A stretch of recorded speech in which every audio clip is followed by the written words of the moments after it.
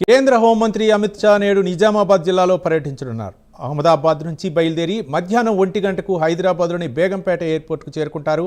అక్కడ నుంచి హెలికాప్టర్ ద్వారా మధ్యాహ్నం 1:45 నిజామాబాద్ కలెక్టరేట్కు చేరుకుంటారు. ఆ తర్వాత నగరంలోని ఆర్యనగర్లో ఏర్పాటు చేసిన పసుపు బోర్డు కార్యాలయాన్ని ప్రారంభిస్తారు. అనంతరం వినాయక్ నగర్లో కొద్దిసేపు ముఖ్య నేతలు, జిల్లా పార్టీ నేతలతో మాట్లాడతారు. అక్కడ నుంచి మధ్యాహ్నం 3 గంటలకు బయలుదేరి కంటేశ్వర బైపాస్కు చేరుకుని దివంగత నేత డి శ్రీనివాస్ విగ్రహాన్ని ఆవిష్కరిస్తారు. ఆ తర్వాత నగరంలోని పాలిటెక్నిక్ కాలేజీ గ్రౌండ్లో జరిగే రైతు సమ్మేళనం బహిరంగ సభలో అమిత్ షా పాల్గొంటారు.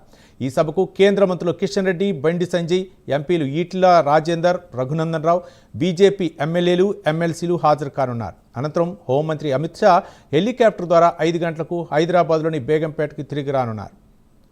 దీనిపై మరిన్ని వివరాలు మా కరెస్పాండెంట్ నాగేంద్ర లైవ్ ద్వారా అందించడానికి సిద్ధంగా ఉన్నారు. నాగేంద్ర. Thank you Ravi. తెలంగాణ రాష్ట్రంలో ఈరోజు కేంద్ర హోంశాఖ మంత్రి అయినటువంటి అమిత్ షా పర్యటించబోతున్నారు. ముఖ్యంగా ఈరోజు నిజామాబాద్లో ఏర్పాటు చేసినటువంటి జాతీయ పసుపు బోర్డును ఈరోజు అధికారికంగా ప్రారంభించబోతున్నారు.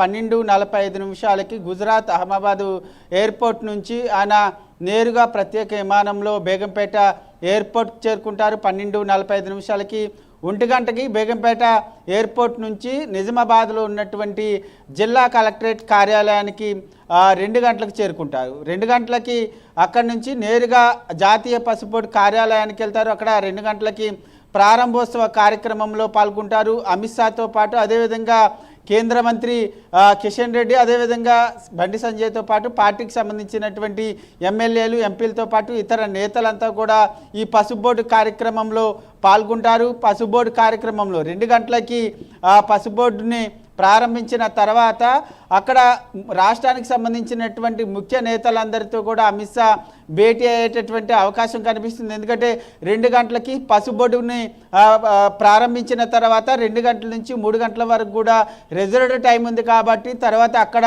నేరుగా రాష్ట్రానికి సంబంధించినటువంటి ముఖ్య నేతలందరితో భేటీ అయ్యి రాష్ట్రంలో ఉన్నటువంటి తాజా రాజకీయ అంశాలపైన తెలుసుకోవడంతో పాటు అదేవిధంగా రాష్ట్ర నేతలందరికీ కూడా దిశానిర్దేశం చేసేటటువంటి అవకాశం కనిపిస్తుంది. ముఖ్యంగా దీంతో పాటు ఈ సమావేశంలో ప్రధానంగా అమిత్ షాకు సంబంధించినటువంటి సమావేశం చాలా ప్రాధాన్యతని సంతరించుకోబోతుందని చెప్పాలి. ఎందుకంటే ఒకవైపు ఎల్లుండి రాష్ట్ర అధ్యక్షుడికి సంబంధించినటువంటి ప్రకటన ఉన్నటువంటి నేపథ్యంలో ప్రస్తుతం ఈ సమావేశం చాలా కీలకంగా మారేటటువంటి అవకాశం ఉంది. ఎందుకంటే అధ్యక్షుడి ఎంపికకు సంబంధించినటువంటి అంశం పైన అమిత్ షా రాష్ట్ర నేతలతో చర్చించేటటువంటి అవకాశాలు అయితే కనిపిస్తున్నాయి. దీంతో పాటు ముఖ్యంగా స్థానిక సంస్థల ఎన్నికలకు సంబంధించినటువంటి అంశంలో కూడా ప్రధానంగా రాష్ట్ర నేతలకి అమిత్ షా దిశానిర్దేశం చేసేటటువంటి అవకాశం కనిపిస్తుంది. 2 గంటల నుంచి 3 గంటల వరకు కూడా రాష్ట్ర నేతలతో భేటీ అయితే అనంతరం 3 గంటలకి ముఖ్యంగా నిజామాబాద్లో ఉన్నటువంటి కాటేశ్వరం క్రాస్ రోడ్ వద్ద డి శ్రీనివాస్ విగ్రహాన్ని ఏర్పాటు చేయడం జరిగింది. ఆ విగ్రహ